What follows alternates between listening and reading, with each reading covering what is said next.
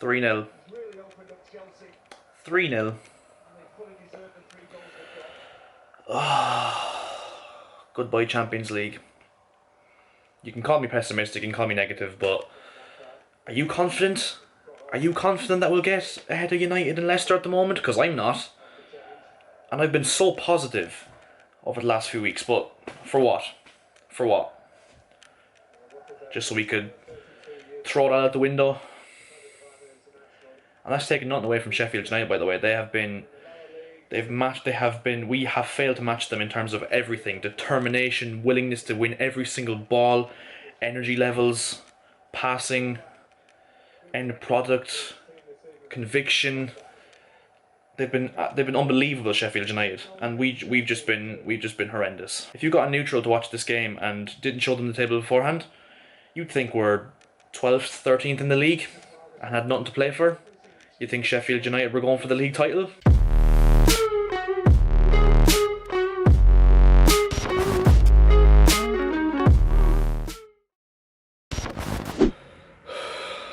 We've bottled it. We've actually gone and bottled it.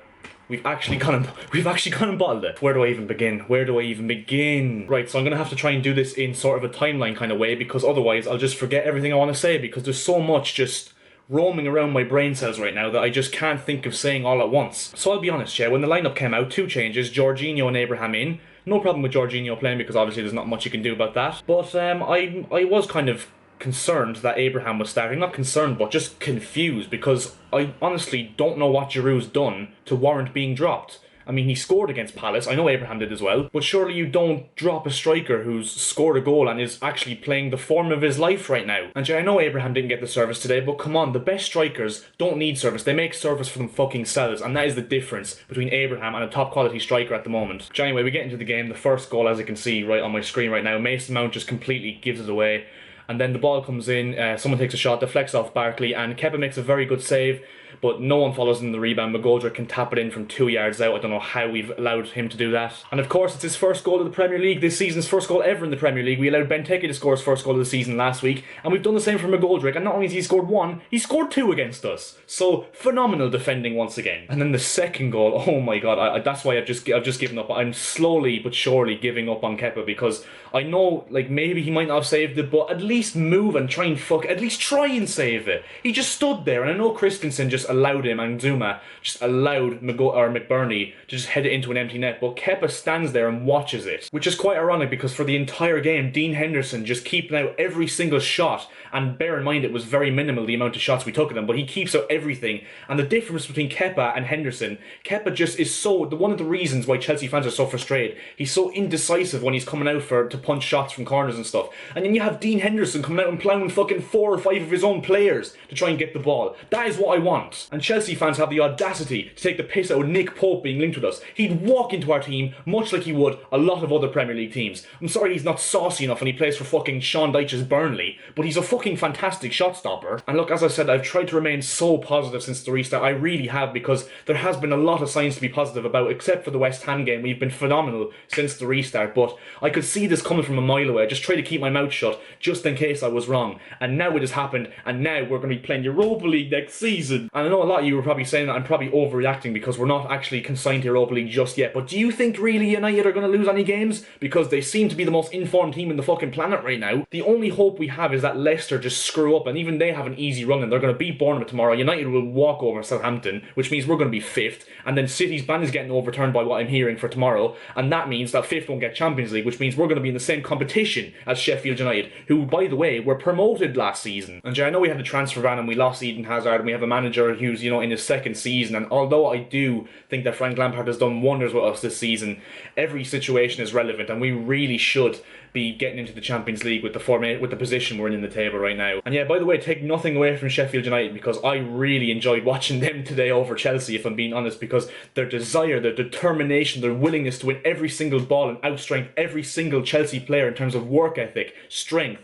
passing, every single aspect of the game. They ran us over today, and fair play to them because they deserve every single point they get between now and the end of the season and between the whole course of the season. But yeah, where it leaves us, I don't know, because we're pretty much guaranteed 3 points against Norwich, although they just got relegated today, so they'll have nothing to play for. So watch them come to Stamford Bridge and give us a right hiding. And then we have Liverpool away, who of course are missing Jordan Henderson, because as bad as a footballer as most people think he is very, very important to the way Liverpool operates. So hopefully we can get at least a point from there. And then of course we have that game against Wolves on the final day, which is going to be massive, but it might be too late by then, let's be real. I have a proposition that Chelsea Football Club might not want to back down from. Can we just scrap the whole defenders? Leave every single attacker we have at the moment and then add likes of Havertz, Werner, Ziyech, etc.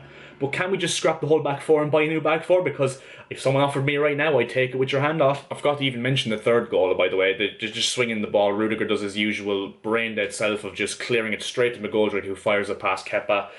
And yeah, 3-0, and it could have easily been 4 because Lys Mousset ran through on goal and bottled the chance. So imagine what I'd be saying if we sit in here 4-0 defeat to Sheffield United, because I'd be well used to it. We've lost 4-0 to a lot worse teams in our past over the last 2 years, so wouldn't even have surprised me if I'm honest. I just can't take another season in the Europa League. I hate that competition with a passion. Can we just scrap it, please? It is the worst competition ever invented, and now we're inventing a Europa League B for even worse teams to go in. What is the point? Are you trying to give people anxiety? The thing is as well, I can't even pinpoint anyone that actually had a decent game. I mean, the best of a bad bunch was Ross Barkley, which says something because we've literally been slating him the entire season. Other than that, nobody else really played well and can actually walk into the dressing room and say that they actually put in a shift. I mean, don't get me wrong, Barkley wasn't great either, but he was the best of a bad bunch for sure. The fact that Christensen got hooked at half-time tells a lot about how he performed in the first half, and to be honest, he's been poor since really the Man City game. I mean, he was horrendous against Crystal Palace. He was very, very shaky against West Ham, even though Rudiger took the spotlight for being the brain-dead defender in that game. And all the hype about Zuma against Crystal Palace is probably going to die down after this game because he didn't cover himself in a lot of light either today. I'm not going to get carried away because let's be real, we do have a bright future ahead of us next season, but I just can't bear the thought of playing Europa League football against teams from the back arse of Ukraine next year.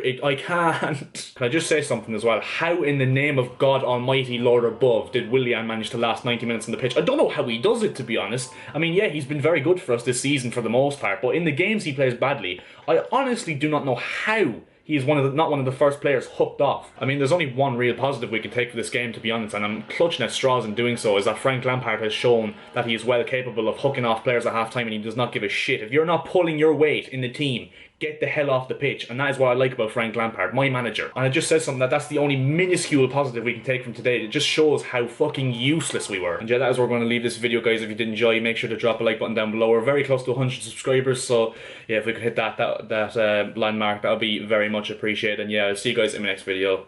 See ya.